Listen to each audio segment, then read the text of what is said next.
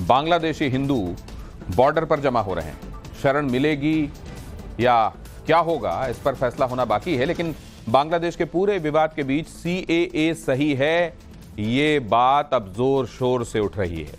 नरेंद्र मोदी सरकार में जो सीएए कानून आया, उसका कट ऑफ 2014 तक का है, यानी 2014 से पहले जो गैर मुस्लिम अल्पसंख्यक भारत में आ चुके हैं, यह कानून उन्हें नागरिकता देता है। तो अब ये सवाल बड़ा है कि अब जो लोग बॉर्डर पर खड़े हैं, खासकर बांग्लादेशी हिंदू, उनके लिए क्या होगा? क्या सरकार सीएए कानून में संशोधन करेगी, खासकर उन हिंदू और माइनॉरिटी के लिए जिनका एकमात्र ठिकाना अब भारत ही हो सकता है? लेकिन सीएए और एनआरसी पर बरगलाने वाला सिस्टम पूरी तरह एक्टिव है। हालांकि शरण में आए दलित हिंदू के लिए सीएए ही बड़ा आसरा है। ढाका, कोलकाता, दिल्ली से सवाल पब्लिक का की दूसरी एक्सक्लूसिव रिपोर्ट। इसलिए जब प्रधानमंत्री मोदी बार बार कह रहे थे कि सीएए को कोई माई का लाल हटा नहीं सकता, भाइयों बहनों, क्या इस देश में अब कोई माई का लाल पैदा हुआ है जो सीएए को खत्म कर सके? जब अमित शाह बता रहे थे कि सीएए देश का कानून है और इसे कोई छू नहीं सकता, मुझे बताओ भाइयों बहनों, जिस राज्य में इतनी घुसपैठ होती हो, वहां कभी विकास हो सकता है क्या? जोर से बोलो, हो सकता है? और इसीलिए ममता बनर्जी सीएए का विरोध कर रही है, सीएए कर नहीं। एक पूरा का पूरा इकोसिस्टम उठकर इसका विरोध कर रहा था। 2019 से लेकर 2024 तक बार बार लगातार मोदी सरकार को टारगेट कर रहा था। कभी रैलियों में सीएए की खिलाफत करता, तो कभी सरेआम झूठ बोलता कि इससे मुस्लिम नागरिकों की नागरिकता चली जाएगी। कभी बीच दिल्ली में एक शाहीन बाग बनाता, सैकड़ों दिनों तक सड़क जाम किए रहता और एक इकोसिस्टम इसे सपोर्ट करता। सीएए कानून में बांग्लादेश, पाकिस्तान और अफगानिस्तान के हिंदू, सिख, बौद्ध, जैन, पारसी और क्रिश्चियन समुदाय के लोगों को भारत की नागरिकता देने का प्रावधान इसलिए किया गया क्योंकि इन देशों में इन्हीं धार्मिक अल्पसंख्यकों के ऊपर लगातार अटैक होते आ रहे हैं। के बाद गांव जो है जहां पर हिंदू परिवार रहते हैं, अब उन्हें तबाह कर दिया जा रहा है। हिंदुओं को टारगेट कर जो है मारने की कोशिश की जा रही है। जो मंदिर है उसे तोड़ फोड़ कर जो है आग के हवाले किया जा रहा है और जो हिंदू परिवार है उन पर जो है धमकियां भी दी जा रही है। लेकिन आखिरकार वो क्या करे, क्योंकि उनका घर वहां पर है। क्या भारत सरकार उन्हें कोई आश्वासन देगा? तो वो अपना सब कुछ छोड़कर जो है अपनी जान बचाने के लिए यहाँ पर आना चाहते हैं, लेकिन फिलहाल वो अपने देश वापस जा रहे हैं, बांग्लादेश, और वो देख रहे हैं कि आखिरकार कैसी परिस्थिति में और इस डर के माहौल में उन्हें रहना पड़ रहा है। बांग्लादेश में लगभग 1 करोड़ 31 लाख हिंदू रहते हैं। जैसी स्थिति पाकिस्तान में हिंदुओं की है, बांग्लादेश के हिंदुओं की स्थिति भी लगभग वैसी ही है।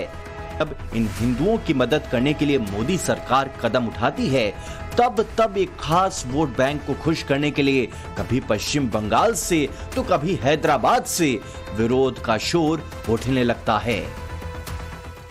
বাধা প্রস্তর শক্ত, আমরা এনআরসি করতে দেব না, আমরা ক্যা করতে দেব না, আমরা ইউনিফর্ম সিভিল কোড করতে দেব না, এবং সেই জন্য প্রতিটা ভোট জোড়া ফুলে দেয়া দরকার।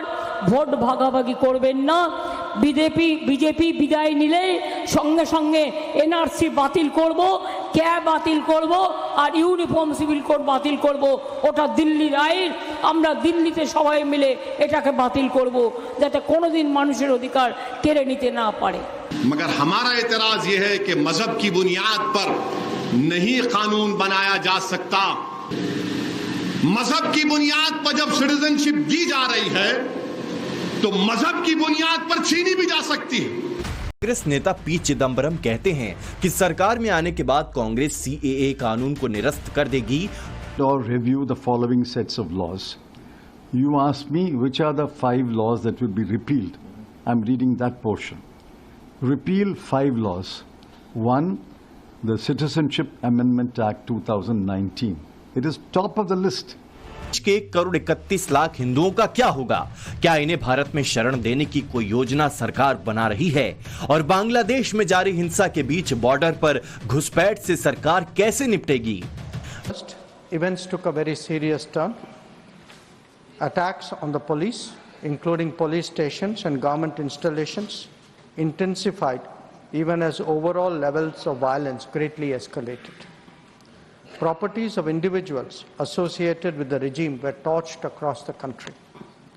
What was particularly worrying was that minorities, their businesses and temples also came under attack at multiple locations. यानी से ये समझ में आता है कि बांग्लादेश में जो अत्याचार हिंदुओं के साथ हो रहा है उस पर भारत चुप नहीं है। एक एक घटना पर विदेश मंत्रालय की पैनी नजर है और मोदी सरकार की पिछली नीतियों से ये साबित होता है कि अगर जरूरत पड़ी तो भारत कड़े कदम उठाने में भी पीछे नहीं रहेगा। बंगाल विधानसभा में नेता प्रतिपक्ष शुभेंदु अधिकारी ने तो ऐलान कर दिया कि 1 करोड़ हिंदू बांग्लादेश से भारत आने वाले हैं, इसके लिए तैयार रहें। আপনারা প্রস্তুত থাকুন, 1 কোটি শরণার্থী পশ্চিমবঙ্গে আসবে। বাংলাদেশে হিন্দু কোতল চলছে, সিএতে পরিষ্কার আছে ধর্মীয় উৎপীড়নের কারণে যদি কাউকে মার খেয়ে আসতে হয় আমাদের দেশ নেবে, এটা অলরেডি পার্লামেন্ট করেছে।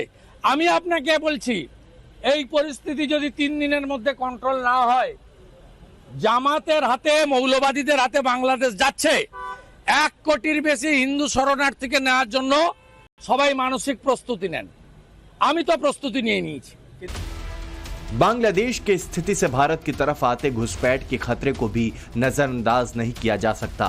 सालों से बांग्लादेश की सीमा से जत्थे के जत्थे भारत में अवैध घुसपैठ कर रहे हैं। घुसपैठ क्या, खुलेआम वीडियो बना रहे हैं और दिखा रहे हैं कि कैसे भारत में अवैध घुसपैठ की जा सकती है। व्यक्तियों के पास भारत में आकर नागरिकता के प्रमाण पत्र जैसे आधार कार्ड, वोटर कार्ड और पैन कार्ड पहले से मौजूद होते हैं। यहाँ तक कि इनके बैंक अकाउंट तक फर्जी पहचान पत्रों के जरिए बहुत आसानी से खुलवा दिए जाते हैं। इनका बचाव करने के लिए चट्टान की तरह कुछ पॉलिटिकल पार्टियां खड़ी रहती हैं, जो धीरे धीरे इन घुसपैठियों को अपना वोट बैंक बना लेती हैं। ये घुसपैठिए देश के बड़े शहरों में रहते हैं और खुद को पश्चिम बंगाल का निवासी बताते हैं, इसलिए इनकी पहचान करना बहुत मुश्किल हो जाता है। साल भर शहरों में रहकर काम करते हैं और चुनावों के वक्त वापस उन्हें वोट देने आते हैं, जो इनकी अवैध नागरिकता को सपोर्ट करता है। इस अवैध घुसपैठ से भारत को बहुत बड़ा खतरा है। बिना किसी फिल्टर के अराजक तत्व भारत में घुसते रहे तो ये देश की सुरक्षा को खतरे में डाल देगा। इसी फिल्टर का नाम CAA और NRC है। सुरक्षा और नीति निर्धारण के नाते ये पता होना बहुत जरूरी है कि देश में कौन रह रहा है, वो कहां से आया है, वो वैध है या अवैध है। CAA लागू होने के बाद 11 मार्च 2024 को भारत सरकार ने पहले नागरिकता प्रमाण पत्र बांटे और 300 लोगों को भारत की नागरिकता दी। उसके बाद लगातार भारत में रह रहे शरणार्थियों को नागरिकता दी जा रही है।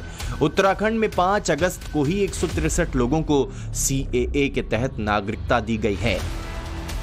CAA में नागरिकता के लिए आवेदन करने वालों की संख्या 25,000 तक पहुंच गई है।